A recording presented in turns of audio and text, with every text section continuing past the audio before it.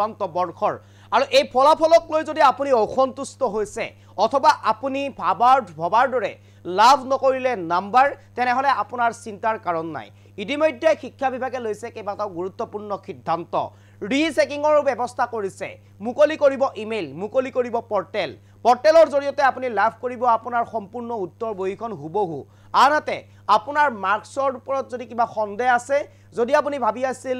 80 পাব তাত যদি আপুনি 60 পাইছে তেনেহলে হেয়াৰ চিন্তাৰ কাৰণ নাই অতি শীঘ্ৰেই মুকলি কৰি দিয়া হৈছে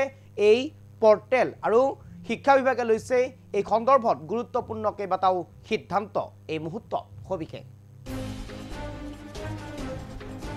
এই মুহূৰ্তত সবিশেষ লৈ কাৰণে চেষ্টা কৰিছো ফলাফলক লৈ আপুনি যদি অসন্তুষ্ট তেনেহলে চিন্তাৰ কাৰণ নাই ফলাফলক লৈ যদি আপুনি অসন্তুষ্ট চিন্তাৰ কাৰণ নাই ৰিচেকিং কৰাৰ সুবিধা মুকলি কৰি দিছে বিভাগে ৰিচেকিং কৰাৰ সুবিধা মুকলি কৰি দিছে ইতিমধ্যে বিভাগৰ ফালৰ পৰা এই মুহূৰ্তত সবিশেষ লৈ কাৰণে চেষ্টা কৰিছো যদি আপুনি বিচাৰে আপোনাৰ উত্তৰ বহিখন খেয়াও লাভ কৰিব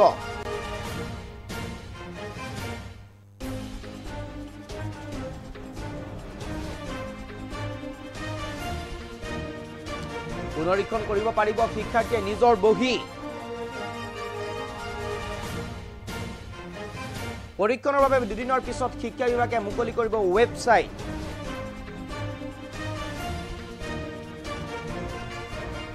পৰীক্ষাৰ বাবে দুদিনৰ পিছতে মুকলি কৰিব ৱেবছাইট উচ্চতৰ মাধ্যমিক উত্তীৰ্ণ শিক্ষাৰ্থীয়ে এইবাৰ লাভ কৰিব এখনেই সাৰ্টিফিকেট কাম মাৰ্কশিট অৰ্থাৎ সাৰ্টিফিকেট কাম মাৰ্কশিট এখনেই হ'ব এইবাৰ শিক্ষাৰ্থীসকলৰ বাবে ৰিচেকিং কৰাৰ পিছত যি নম্বৰ হেয়াই গ্ৰহণ কৰিব লাগিব শিক্ষাৰ্থীয়ে ৰিচেকিং কৰাৰ পিছত যি নম্বৰ লাভ কৰিব হেয়াই গ্ৰহণ কৰিব লাগিব শিক্ষাৰ্থীয়ে যদিও এয়া ফলাফলত যিটো নম্বৰ আছিল তাতকৈ যদি কম নম্বৰ আহে ৰিচেকিংত তেনেহলে সেইটোৱেই গ্ৰহণ কৰিব লাগিব শিক্ষাৰ্থীসকলে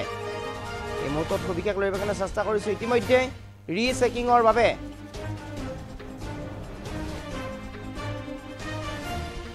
পৰ্টেল মুকলি কৰি দিব দুদিনৰ পিছত এই সিদ্ধান্ত গ্ৰহণ কৰিছে শিক্ষা বিভাগৰ ফালৰ পৰা পৰীক্ষণৰ বাবে দুদিন পিছত বিভাগে মুকলি কৰিব ৱেবছাইট ইমেইল আৰু তাৰ জৰিয়তে আপুনি পৰীক্ষা কৰিব পাৰিব আপোনাৰ উত্তৰ বহিৰ বিষয়ে চাব পাৰিব হুবহু আপুনি উত্তৰ বহিখন লাভ কৰিব ৰিচেকিংৰ পিছত যি নম্বৰ আহে সেই নম্বৰেই আপুনি লাভ কৰিব আৰু সেই নম্বৰেই আপুনি গ্ৰহণ কৰিব লাগিব যদি আপুনি এতিয়া 70 পাইছিল ৰিচেকিংত যদি আপোনাৰ সেই বহিখনত আকৌ 50 আহে বা 45 আহে তেনেহলে আপুনি 70 নহয় ৰিচেকিংৰ পিছত যিটো আহিব সেইটোৱে আপুনি গ্ৰহণ কৰিব লাগিব এনেদৰে কেইবাটা গুৰুত্বপূৰ্ণ সিদ্ধান্ত গ্ৰহণ কৰিছে শিক্ষা বিভাগৰ ফালৰ পৰা এই মুহূৰ্তত আমি পুনঃ মন্তব্য আছে পুৰাব বিচাৰিছো এতিয়া ৰিচেকিংৰ কাৰণে আমি দুদিন পিছত আমি পৰ্টেলটো খুলি দিম গতিকে তাত এপ্লাই কৰিব পাৰিব আৰু এই ৰিচেকিংৰ কাৰণে ইয়াত আৰু কোনেও আহিব নালাগে আমি স্ক্যান কপি তেওঁৰ ৰিচেকিংৰ পিছত স্ক্যান কপি যদি তেওঁ বিচাৰে আমি তেওঁৰ মেইলত আমি পিডিএফ কৰি পঠিয়াই দিম ওজৰ আপত্তি ৰিচেকিংতে থাকে বেলেগ আৰু নাথাকে যে কোনবা হেতু ভাবিব পাৰে যে মই ইমানখিনি নম্বৰ পাব লাগিছিল মই কম পালো গতিকে তাত আমি পৰ্টেল এটা দুদিন পিছতে আমি খুলি দিম তেতিয়া পৰ্টেলত তেওঁলোকে এপ্লাই কৰিব পাৰিব এপ্লাই কৰিলে আমাৰ এটা ব্যৱস্থা আছে আমি ৰিচেকিংৰ ক্ষেত্ৰত সদায় দুটা বস্তু চাওঁ প্ৰথম কথা হ'ল যে তেওঁৰ টোটেলিংত প্ৰথম এক্সামিনাৰ যিজনে চাইছিলে তেওঁ টোটেল কৰোতে কিবা ভুল কৰিছে নেকি সেইটো আমাৰ শিক্ষকে পিছৰ চাম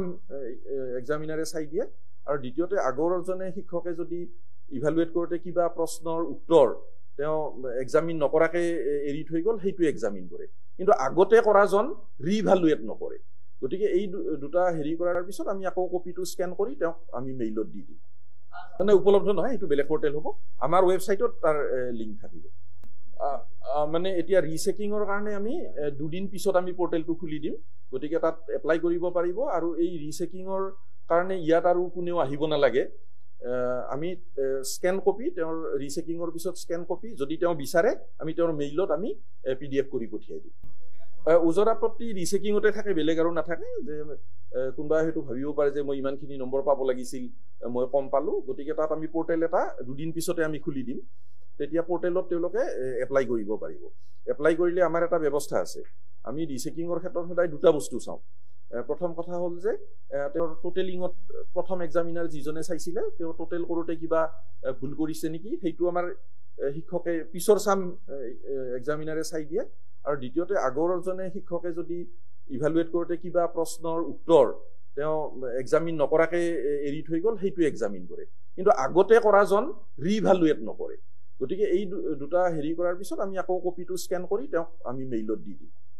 মানে উপলব্ধ নহয়, সেইটো বেলেগ পৰ্টেল হ'ব। আমাৰ ৱেবছাইটত তাৰ লিংক থাকিব। মানে এতিয়া ৰিচেকিঙৰ কাৰণে আমি 2 দিন পিছত আমি পৰ্টেলটো খুলি দিম। গতিকে তাত এপ্লাই কৰিব পাৰিব। আৰু এই ৰিচেকিঙৰ কাৰণে ইয়াত আৰু কোনেও আহিব নালাগে। আমি স্কেন কপি তেওঁৰ ৰিচেকিঙৰ পিছত স্কেন কপি যদি তেওঁ বিচাৰে আমি তেওঁৰ মেইলত আমি PDF কৰি পঠিয়াই দিম। ওজৰ আপত্তি ৰিচেকিঙতে থাকে, বেলেগ আৰু নাথাকে। যে কোনোবাই হয়তো ভাবিব পাৰে যে মই ইমানখিনি নম্বৰ পাব লাগিছিল, মই কম পালোঁ। গতিকে তাত আমি পৰ্টেল এটা 2 দিন পিছতে আমি খুলি দিম। তেতিয়া পৰ্টেলত তেওঁলোকে এপ্লাই কৰিব পাৰিব। এপ্লাই কৰিলে আমাৰ এটা ব্যৱস্থা আছে। আমি ৰিচেকিঙৰ ক্ষেত্ৰত সদায় 2টা বস্তু চাওঁ। প্ৰথম কথা হ'ল যে তেওঁৰ টোটেলিঙত প্ৰথম এক্সামিনাৰ যিজনে চাইছিলে তেওঁ টোটেল কৰোঁতে কিবা ভুল কৰিছে নেকি, সেইটো আমাৰ শিক্ষকে পিছৰ চাম এক্সামিনাৰে চাই দিয়ে। আৰু দ্বিতীয়তে আগৰজনে শিক্ষকে যদি ইভালুৱেট কৰোঁতে কিবা প্ৰশ্নৰ উত্তৰ তেওঁ